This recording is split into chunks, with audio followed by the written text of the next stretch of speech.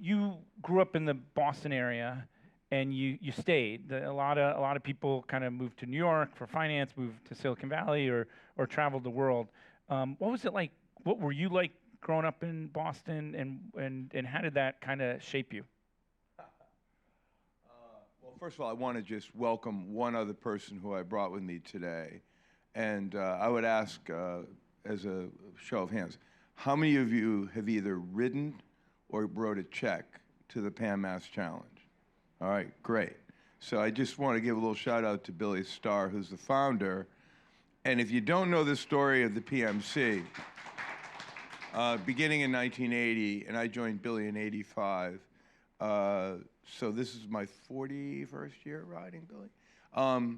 The Dana-Farber has gotten $1.1 billion in net proceeds, contributions from literally hundreds of thousands of people who have both rode and wrote checks. And 100% of that $1.1 billion has gone to research at the Dana-Farber.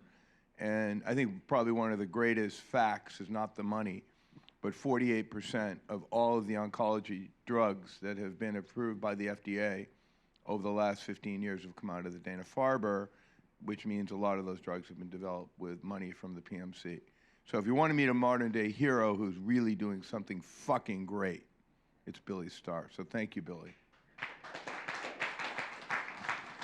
So yeah, I'm gonna. All right, you asked about Boston. Yeah, we're doing good things here, right? Yeah. It's the. No, go to little David Fialkow. What were you like? Terror. Yeah. Horrible. Were you homeschooled? Well, not by choice. Yeah.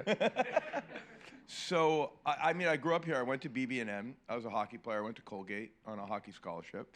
My first week of school, I was told I had to take English as a second language, which I thought was unusual because I grew up in Boston. I thought that was an insult to the Boston school system.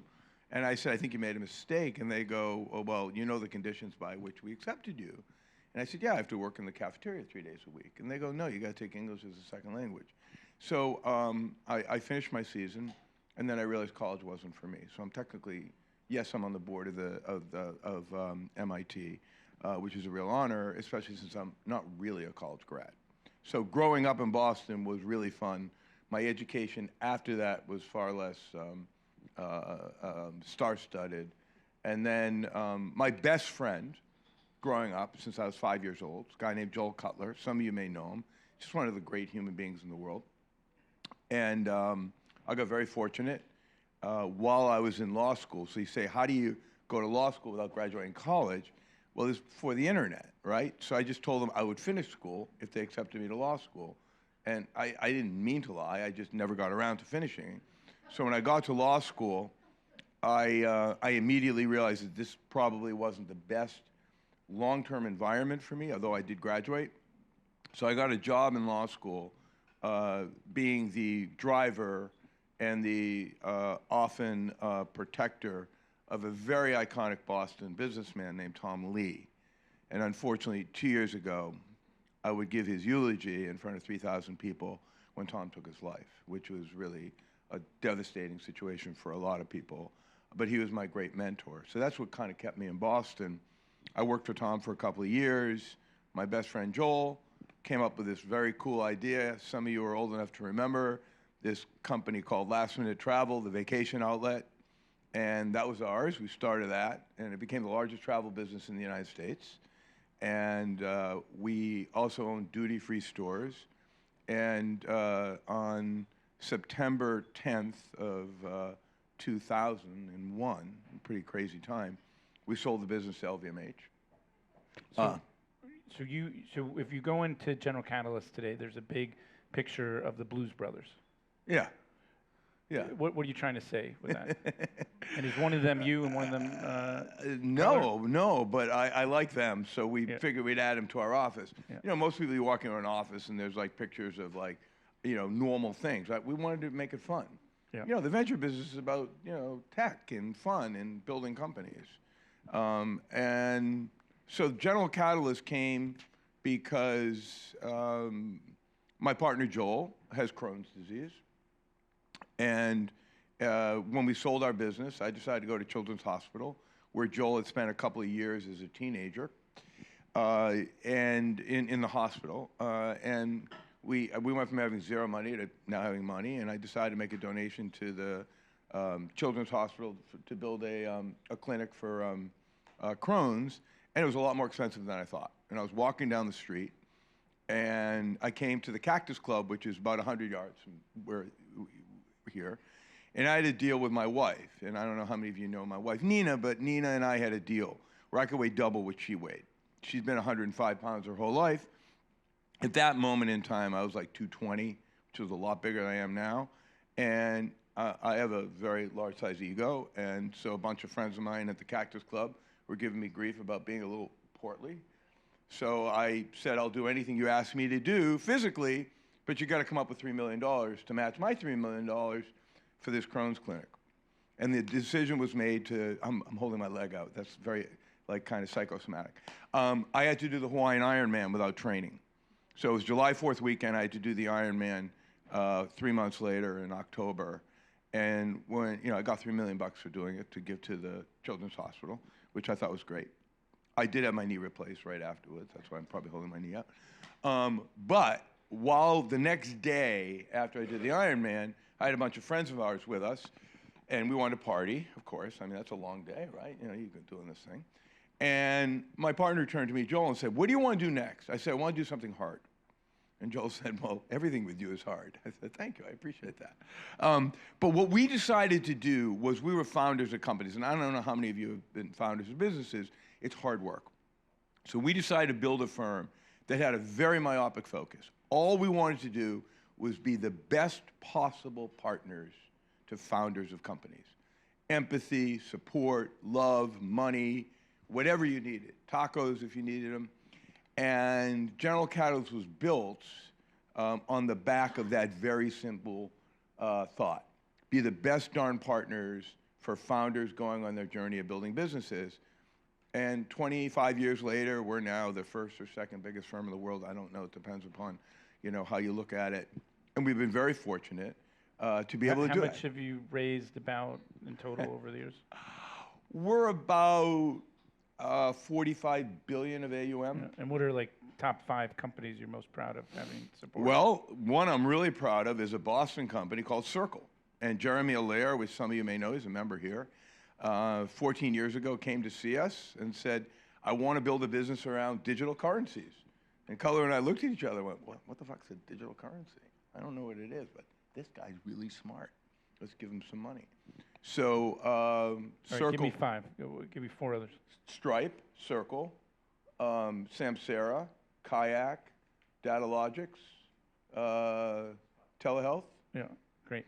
Now, AI. Any I'm leaving out? AI wasn't a big factor. Oh, Anthropic? Yeah, Anthropic. AI wasn't a big factor in the early days. Nope. Now you're 25 years in. How do you think AI will play going forward? I was with Paul English, and I said, how big would your team be today if you started it? Yeah, Kayak. He said it would be much smaller. I actually think that, first of all, Boston missed AI pretty significantly, which it shouldn't have happened, especially coming out of MIT. Although we started the firm here in Boston, the firm is really now in San Francisco.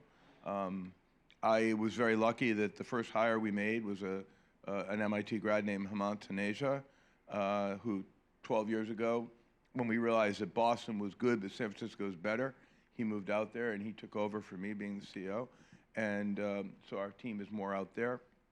Here's my take. I think General Catalyst, we were late. We saw it-ish. We definitely hit it hard more recently, but some of the early machinations we missed. So I would answer your question in the following 3 ways. This is great cliche. It's a stupid cliche, but I think with a group of people from multiple different backgrounds, I think this makes sense.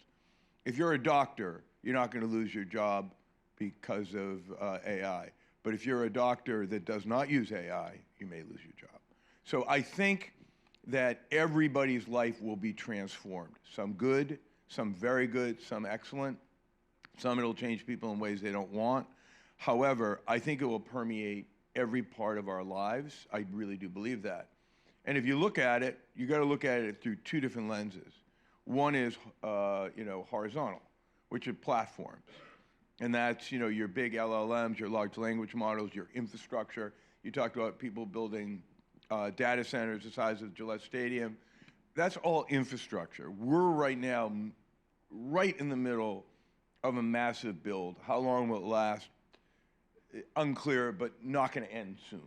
Those big infrastructure plays, energy, data centers, connectivity, et cetera, all are going to be a great run for the period of time that we should care about. That's the horizontal piece. The vertical piece, I think, is far more interesting to the people in this room, which is how much each and every small business is going to be transformed.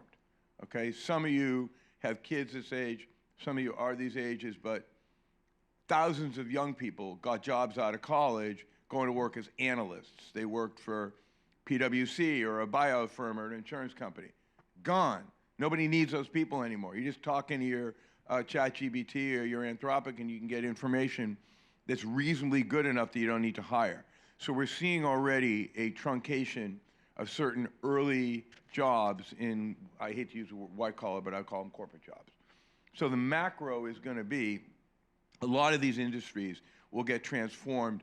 Leave aside the job loss, which I know is hard, and we can talk about maybe how that gets mitigated. But a lot of companies are just going to become faster, leaner, you know, more vigilant about being able to perform because of AI. That's, so yeah. let me go to, so you founded General Catalyst. Thank you for building such a great co-founder, great company.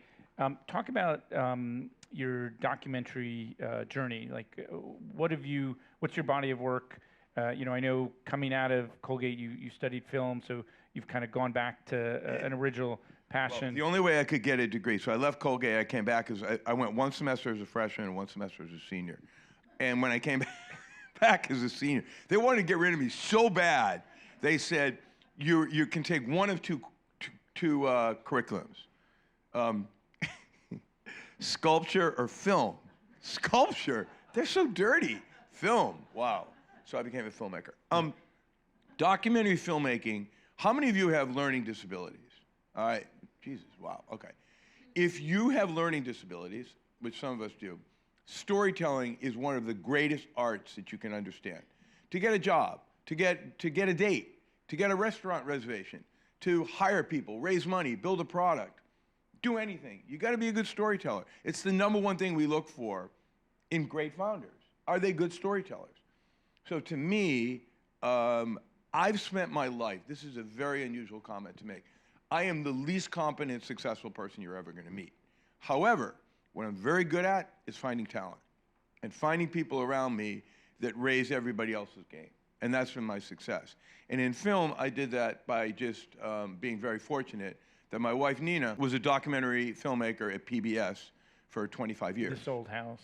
This Old House, Victory Garden, New Yankee Workshop. And beginning around 15 years ago, what we realized is nobody was telling really hard-hitting stories. Nobody had the intestinal fortitude to tell stories that could put them in harm's way or get sued or go against governments. So our first slate was to make films that did 3 things. And you took on Canada in your first film. No, we took on Canada last year. No, our first groups of films were, you know, films that talked about corporate malfeasance, okay? But the films that you're talking about, so Icarus is the #1 most watched film documentary of all time. It didn't start out that way. It was originally started out because Billy and I are bikers, and this guy came to me and said, hey, do you think we could beat Lance Armstrong's doping protocol and not get caught? I'm like, yeah, you try it. You can be the lab rat, not me. And it failed because although he biked better on dope, he was mashugana, crazy, right? And he made all sorts of dumb mistakes. Not because he's crazy, because of the drugs. So he had a failed movie. And the whole idea of being a venture capitalist, a parent, a filmmaker, anything, is the pivot. You gotta make it look like it wasn't a failure, it was a road to success that went left and right. So we didn't know what to do. We were in Europe, this thing had failed, and my son Julian said, hey, to the filmmaker, hey, half the shit my pop invests in doesn't work. It's closer to 75% of the stuff we do doesn't work.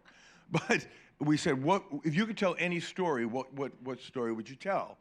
And the filmmaker Brian Fogel said, we need to go to Moscow and we need to figure out how the Russians have been beating the doping protocol for so long. And that became the story of Icarus, okay? And yeah, we got lucky. Like many things in life, unintended consequences, wonderful outcomes, luck rewards a prepared mind. The second film that we did, right on the heels of that, also won the Academy Award, and that's called Navalny. And that was the story of Alexei Navalny, who, was a modern-day hero. We thought that he was going to be the guy to pull Russia out of this situation that we're currently in. And, I don't know, I never ask people how many of you have seen the film, because it bums me out if people haven't seen it. But enough people saw it, I guess. And the story was really, kind of marked by the fact that Alexei went back to Moscow as a free man, knowing that he would never leave.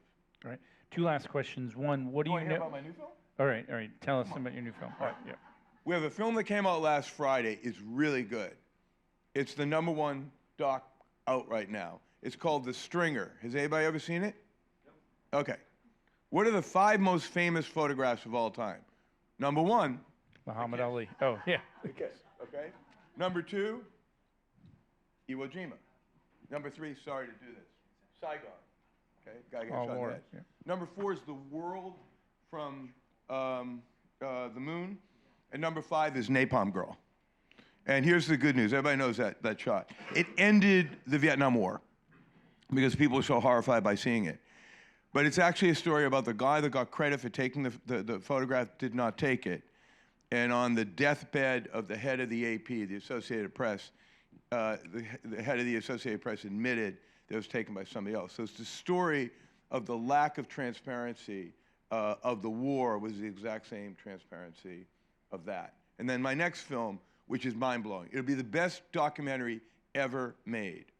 And it's the story of a hero named Jimmy Chin, who did Free Solo and did Meru, and Jimmy Chin, the climber, and Jimmy Morrison, not the rock star, but Jimmy Morrison, the large alpine skier. It took them 9 weeks to hike to the top of the north face of Everest. Nobody's ever made it there. And then they skied down. So it took them 9 weeks to climb up and a little over 4 hours to ski down. So that'll be on Nat Geo this summer. Sorry. All right. Last question. So this is the Star Trek communicator. Yeah, Can you make share a vision for the next 50 to 250 years that you'd like to see actualized? You mean with this or on anything? Just wholly, it's a prop to signify this moment. That's good storytelling. I wish mother-in-laws never had to live with their family. No, is that good enough? Right. That's good. How many of you would vote for that? Yeah, that's knowing your crowd. Yeah. No, I think my vision, I don't know, that was pretty good. Yeah. That wasn't. No, that was great. Yeah, 5 stars. Uber driver, you'd get 5 stars. Yeah. 5 stars. Yeah. If I were to look out in the world, I think 3 things. #1, we're going to radically change the way people are educated. I not because my own situation was kind of bumpy, but I think we need a lot more people. Thank you. We need a lot more people that are deeply technical and focused around outcomes versus just education for the sake of education. I think that's one thing. I think the second thing is we really have to right-size how we manage the lives of people who are less fortunate than others. And I think there's ways to do that, which technology can do. It's around education and the quality of life. And those are the 2 things we're focused on. Great. Ladies and gentlemen, that's David Fialkow for you.